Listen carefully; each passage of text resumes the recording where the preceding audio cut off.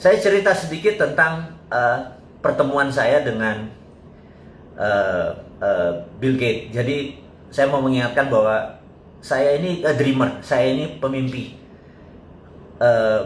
Suatu hari Anda tahu bahwa saya di kantong saya selalu punya rumahnya Obama, rumahnya Trump, White House saya gunting, dan ternyata saya sekolah di sana gitu ya. Padahal kamso ya, come from deso ya. Terus saya mempunyai impian, yaitu saya gunting fotonya Bill Gates di dompet saya. Kalau ditanya sama orang-orang, ini kenapa ada foto Bill Gates di tempat kamu? Saya bilang, saya tuh niat ingin makan malam dengan orang paling kaya di dunia. Gitu, waktu itu Bill Gates. Dan itu udah tahunan yang lalu. Nah, suatu hari Bill Gates datang ke Indonesia. Ada sahabat saya, wartawan senior dari koran kenamaan Indonesia. Kemudian dia bilang, Mas, saya ada tiket, kamu makan malam sama Bill Gates. Waktu itu Bill Gates di zamannya Pak SBY, 2009 atau 10 saya lupa ya, kan datang ke Indonesia.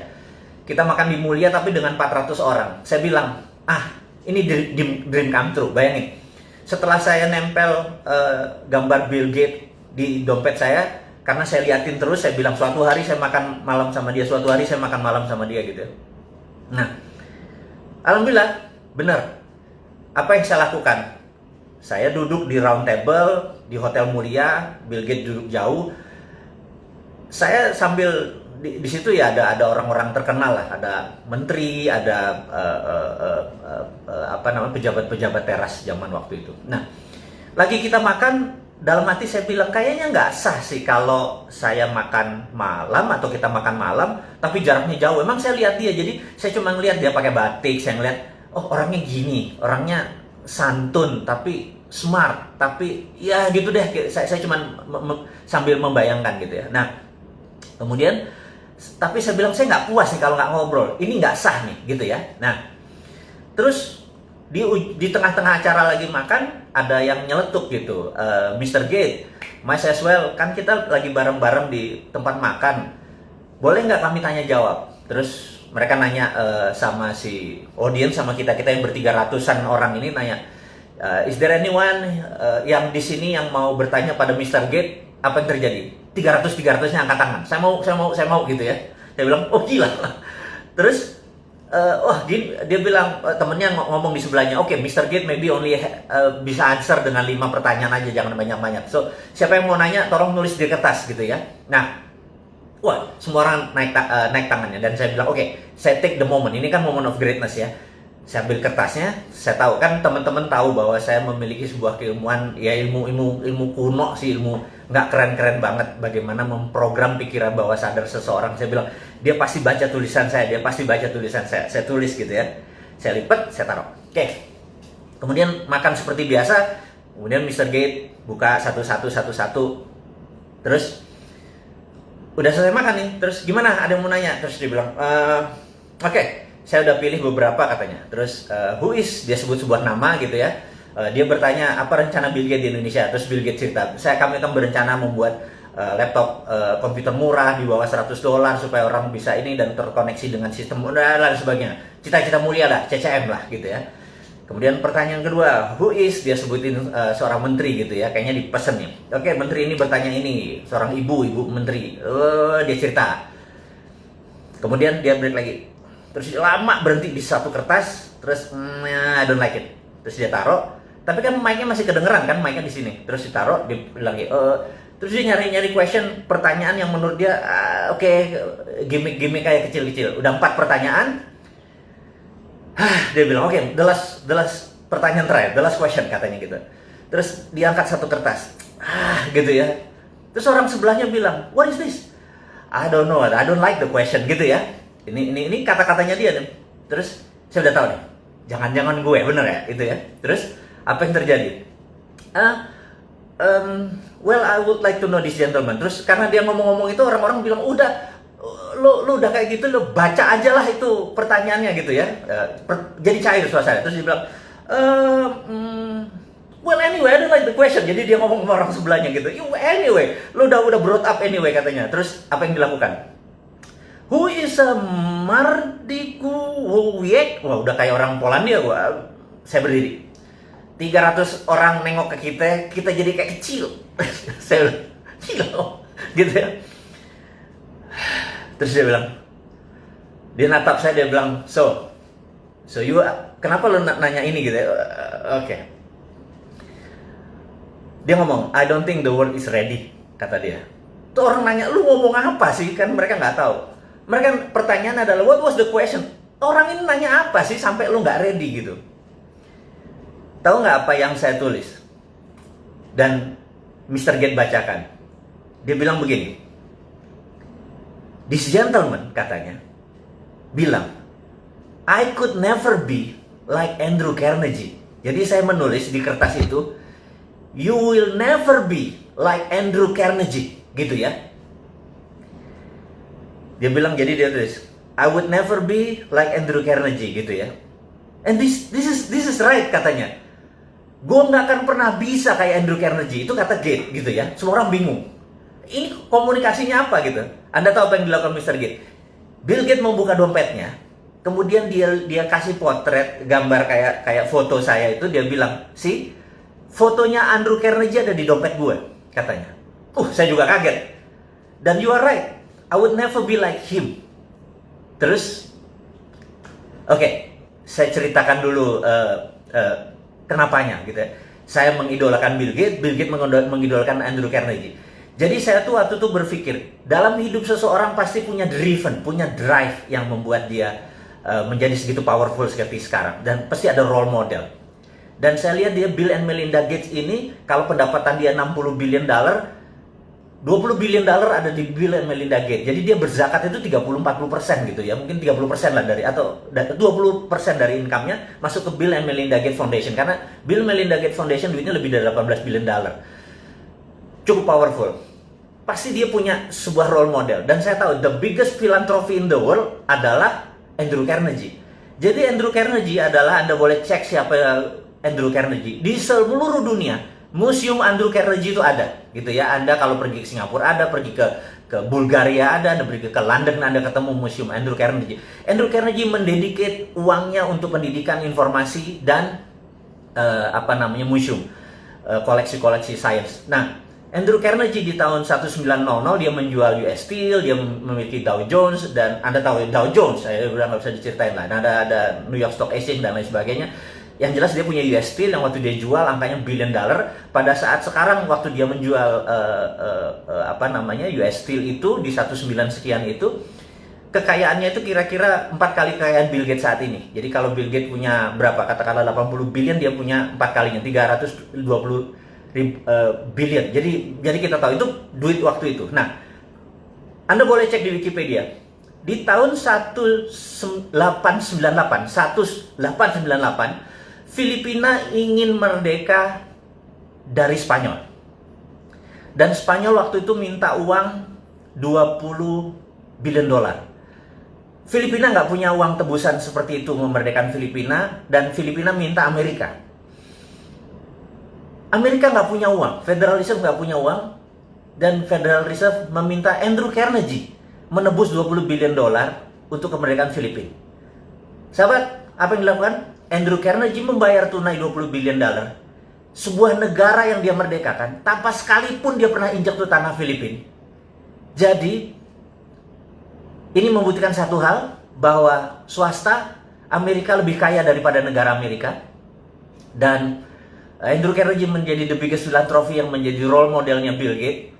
Karena itu di dalam analisa saya menganalisa Bill Gates, saya menebak bahwa dia pasti punya role model gitu ya. Dan saya menebak pasti Andrew Carnegie. Saya nggak pernah tahu, tapi ini kemampuan analisis, kemampuan Sontoloyo. Yang Sontoloyo itu saya bilang, oke, you could never be like Andrew Carnegie. Lo nggak akan pernah bisa menjadi seorang Andrew Carnegie. Dan dia bilang, you are right. Gue nggak pernah bisa jadi Andrew Carnegie. Nah, jadi itulah yang memotivasi dia. Itulah yang memotivasi saya bahwa kalau Andrew Carnegie pernah begini, di rumah yatim pun saya mencoba mendedikasikan kecil, filantropi kecil, nggak jauh sekali dari seorang Bill Gates dengan foundationnya atau Andrew Carnegie. Tapi ini gamesnya, mau jadi the best of the best ya.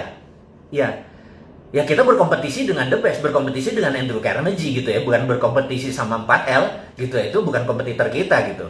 Dia pernah ya gitu, kompetitor kita gini, bukan kompetitor, role model gitu ya, dan kita bersaing sehat. Kalau 4L mah udahlah, gue males ngomongnya. Anyway, teman-teman, ini hanya membuktikan bahwa swasta itu lebih powerful daripada negara Amerika.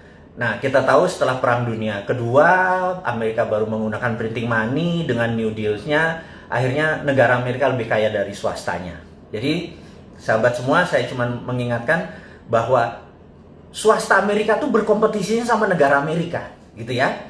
Karena itu di sana kalau sekolah tuh ada dua, sekolah Ivy League, ada Cornell, ada Columbia, ada Harvard, MIT dan lain sebagainya. Begitu lulus biasanya menjadi anteknya globalis di Wall Street atau menjadi globalis. Kalau mereka belajar di non seperti di Illinois University, apapun lah, Chicago juga nggak nyampe ini, mereka ini paling jadi pegawai World Bank, IMF atau bankers gitu ya. Anda harus mengingatkan ini dua ini. Nah, Wall Street ini saat ini menguasai mungkin 60% kekayaan dunia. Jadi Tencent di situ, Alibaba di situ gitu ya. Ini kita mau melihat how the world work, bagaimana cara dunia bekerja. Jadi Anda paham apa yang terjadi. Nah, sewaktu Trump menyatakan akan menutup Wall Street, itu dia mengancam globalis sebenarnya, supaya lu jangan sama Demokrat, lu sama gua gitu ya. Nah, kita itu skenarionya. Nah, kita balik ke China saat ini. Akankah terjadi perang di Laut Cina Selatan? Gitu.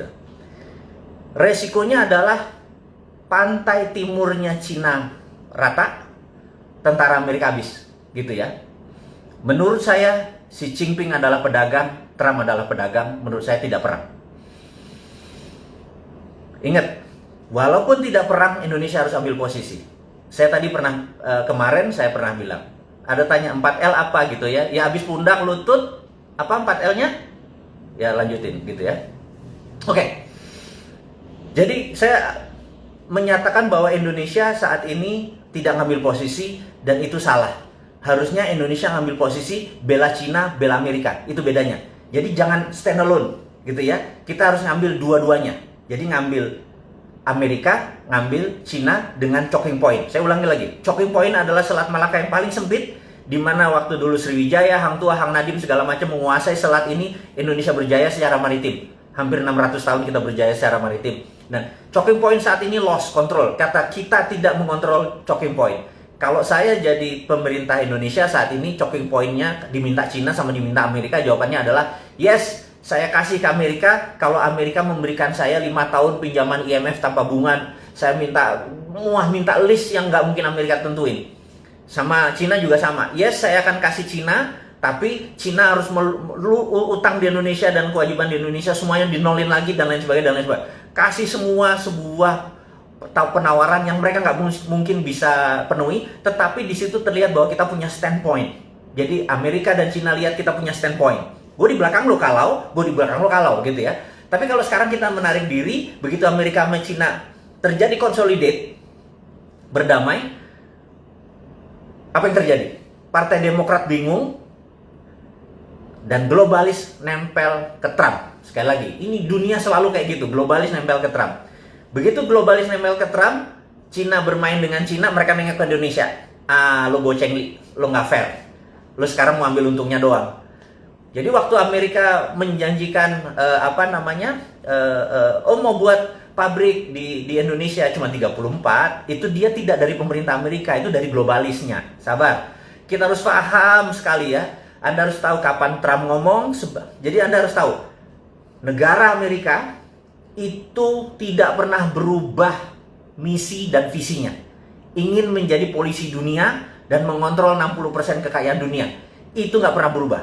Waktu Partai Republik yang jadi atau Demokrat yang jadi, caranya mereka berbeda. Republik suka perang, Demokrat pakai economic trap. Ini pakai military trap. Ujung-ujungnya sama, bajingan juga itu, gitu ya. Nah, Cina, state mission country-nya nggak pernah berubah, gitu ya. Mau presidennya Xi Jinping, mau dulu Li Peng, mau dulu Deng Xiaoping, sama gitu ya. Nah, saya mau ingatkan, ini key point yang sahabat semua saya mau buka saat ini. Reagan dengan Deng Xiaoping pernah berjabat tangan. Ingat nih ya, saya ulangi lagi. Deng Xiaoping dan Reagan pernah jabat tangan yang menyatakan 40 tahun lagi Cina harus menjadi negara demokrasi, dan itu disetujui oleh Deng Xiaoping. Dengan demikian, tahun itu harusnya tahun 2020 ini Cina harus menjadi negara demokrasi. Demokrasi itu bukan berarti kayak Indonesia sekarang, populer vote, bukan. Tapi pemilihan kepala daerahnya sudah pemilihan langsung. Tapi pemilihan partai komunis Cinanya tetap. Cina adalah single party country. Cina adalah negara dengan satu partai. Dan di dunia ini ada 7 negara yang single party. Seperti Meksiko juga single party. Jadi Anda jangan kaget-kaget ya kayak gini. Pelajaran-pelajaran geopolitik, geostrategi ini. Anggap aja ini lagi Lemhanas, Anda nggak usah ikut 9 bulan Lemhanas, cukup dengerin Bosman ngomong, Anda udah ikut Lemhanas gitu ya. Nah, sampai mana tadi gue lupa. Oh, dia salaman sama Deng Xiaoping jadi 2020 ini. Tetapi Xi Jinping punya agenda lain. Jadi Reagan, balik lagi Reagan.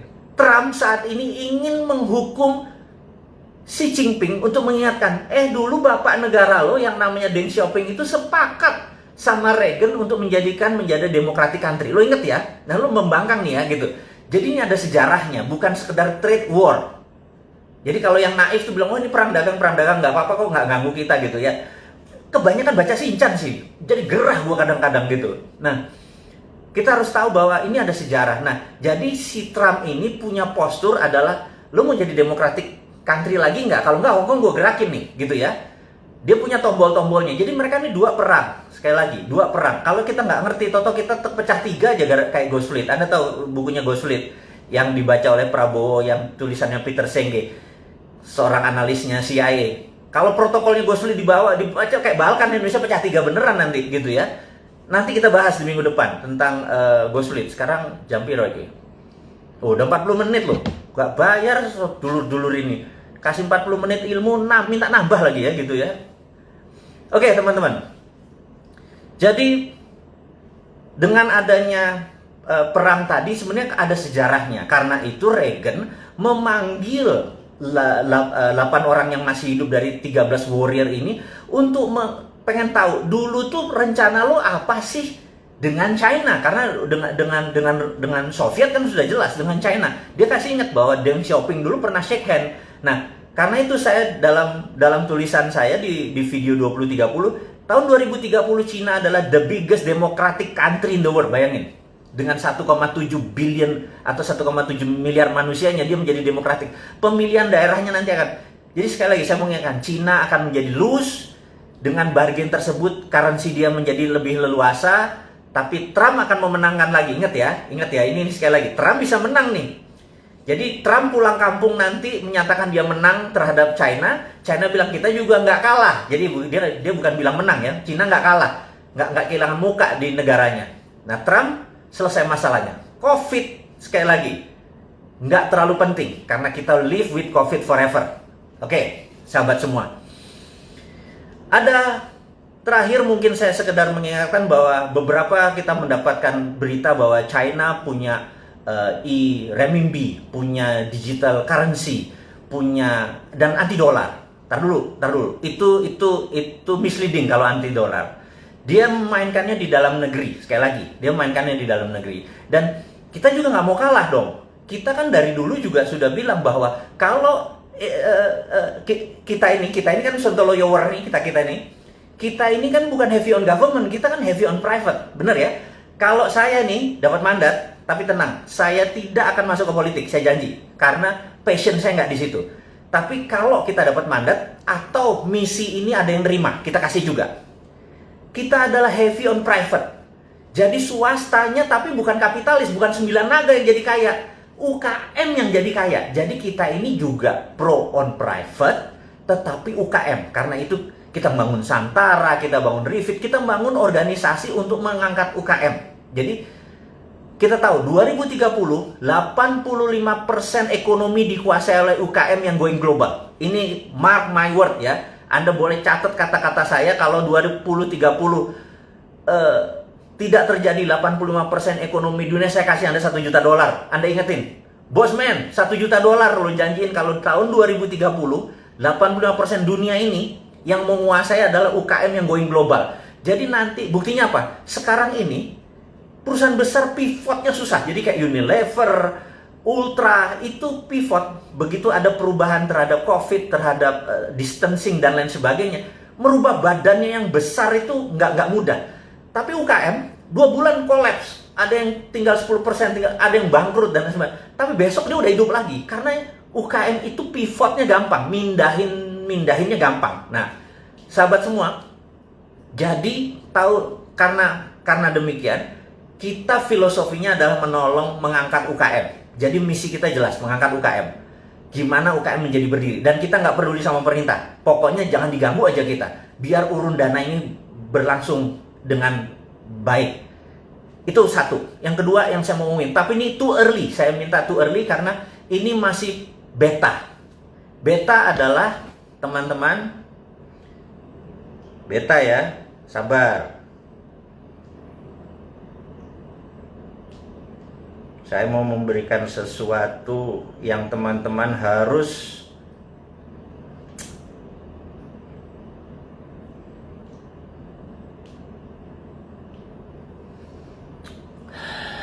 kebalik ya. Kalau kebalik nanti kita akan kasih. Oh, kebacanya kebalik ya. Oke. Tanggal 20 bulan Mei 2020 jam 20, saya atau kita bersama-sama sahabat semua akan meluncurkan yang namanya Dinaran. Dinaran adalah cara pembayaran rupiah Anda. Setiap Anda masukkan rupiah, ada emas senilai rupiah Anda. Jadi kalau emas naik, rupiahnya naik. Dan setiap Anda belanjakan pakai ATM tadi, dimanapun, turun 1 juta, ya gramasinya ikut turun. Jadi untuk pertama kali dalam sejarah dunia, rupiah Anda punya underlying emas. Dan inilah menjadi terobosan. Ini sudah ada persetujuan dari semuanya, sudah akan diluncurkan.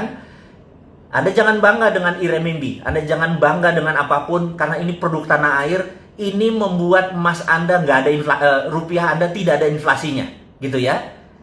Kita buka di dinaran.id, itu cuma landing page, belum bisa buat transaksi. Nanti transaksinya ada di apps. Tapi Anda sudah boleh lihat bahwa kita nggak ada matinya sebagai pengusaha, nggak ada matinya sebagai putra bangsa untuk mengangkat derajat bangsa ini. Kita nggak peduli sama pemerintah miring ke Cina, miring ke Amerika, kita nggak peduli. Yang kita peduliin adalah dia harusnya miring ke Indonesia, miring ke putra bangsa, nggak usah terpesona dengan asing-asing itu. Dan berani nggak dia, Dinaran ini, aplikasi kita ini, dipromosikan supaya mulai sekarang kita udah nggak terpikir tentang inflasi, bahkan nggak terpikir ada riba karena harus taruh bunga di deposito supaya inflasi. Ya kan, kalau Anda punya 1 miliar, Anda taruh deposito 5% bunganya, itu untuk cover inflasi kan. Stop, gunakan itu semua, pakai jaminan underlying emas. Tapi ini bukan sekedar jual beli emas. Ini adalah rupiah Anda masukin seperti halnya ATM. Anda punya duit 10 juta, masukin ke ATM, bener nggak? Nah, cuman kalau ATM kan nggak punya apa-apa. Sekarang Anda punya emas senilai menjamin tadi. Waktu Anda belanja 1 juta, ya emasnya turun. Anda diemin aja, harga emas naik, ikut naik. Itu bedanya. Dan sekali lagi, ini akan diluncurkan tanggal 20 Mei tahun 2020 ini, hari Selasa ini, jam 20.00. Kenapa? Karena 20 Mei adalah hari kebangkitan nasional. Dan itu juga merupakan di bulan suci Ramadan, di mana kita ini harus sudah masanya berdaulat. Jangan sekali lagi pernah bangga dengan negara lain, banggalah dengan karya putra bangsa sendiri. Saya minta sahabat untuk mempelajari, melihat landing page ini. Kita diskusi nanti setelah ini ya, bahwa kita bukan sekedar mengkritik, kita bukan sekedar menggurui, nggak ada niatan, tetapi kita mau gandengan tangan, kita mau bersama-sama untuk menjadi sukses. Teman-teman, mudah-mudahan Dinaran ini bisa menjadi salah satu kontribusi kita yang lain lagi tentang kita membantu UKM, membantu bottom of pyramid yang saat ini nggak ada yang ngurusin, menjadi punya personal sovereign wealth fund.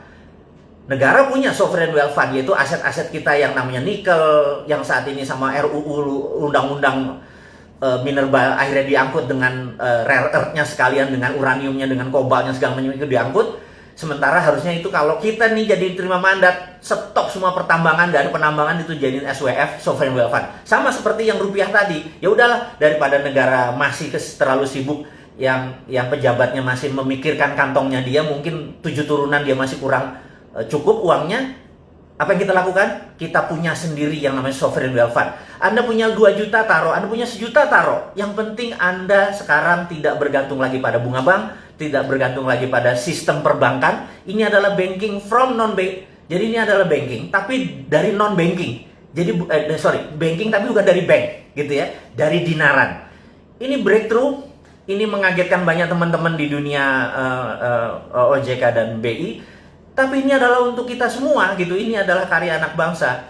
Sahabat semua, akhirul kalam, saya tidak mau menahan Anda lama lagi karena sebentar lagi yang di Indonesia bagian tengah sudah akan buka puasa, yang di Indonesia bagian barat sudah siap-siap buka puasa. Selamat bergosip mengenai dinaran. Saya sekedar mengingatkan bahwa bagi mereka yang ingin membeli buku dan lain sebagainya, lihat di IG, di Jual Vision 2030 ada di IG,